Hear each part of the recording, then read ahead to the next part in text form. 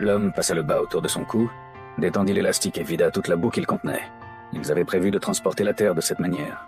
Puis les prisonniers se mirent à creuser un tunnel dans la pièce, pendant qu'un autre détenu de l'extérieur maniait une masse.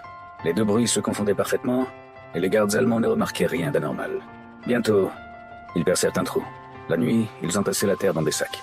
Le jour, ils gardaient les mains dans leurs poches, secouaient la poussière de leurs pantalons tandis que leurs camarades aplanissaient rapidement le sol. Lorsque les officiers allemands passaient en inspection, ils ne trouvaient aucune trace suspecte et félicitaient même les prisonniers pour leur bon travail. À mesure que le tunnel s'approfondissait, l'air devenait rare. Ils fabriquèrent donc une soufflante pour acheminer de l'oxygène à l'intérieur. Pour masquer le bruit des travaux, certains creusaient dans le tunnel pendant que d'autres chantaient à tue-tête dehors. Un jour, un prisonnier fut enseveli sous la boue. Heureusement, ses camarades le découvrirent à temps et le sauvèrent. Il leur fallait des planches pour étayer le tunnel. Aussi, les détenus démontèrent les planches du toit et retirèrent même celles des lits. Un jour, un garde renversa une tasse et vit de l'eau s'infiltrer dans le sol.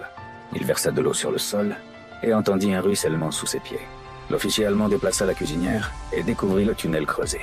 Des soldats encerclèrent aussitôt la pièce. Pourtant, le plan d'évasion n'était pas perdu, car les prisonniers avaient creusé un second tunnel caché dans le réseau des égouts.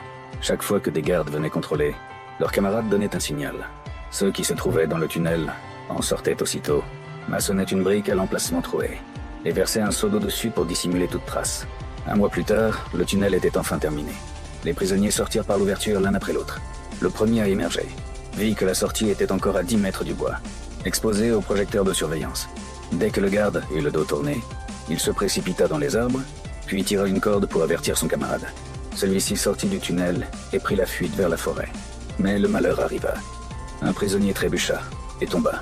Les gardes entendirent le bruit et vinrent enquêter, jusqu'à le découvrir. Le plan d'évasion échoua au final. Mais 76 détenus avaient tout de même réussi à fuir.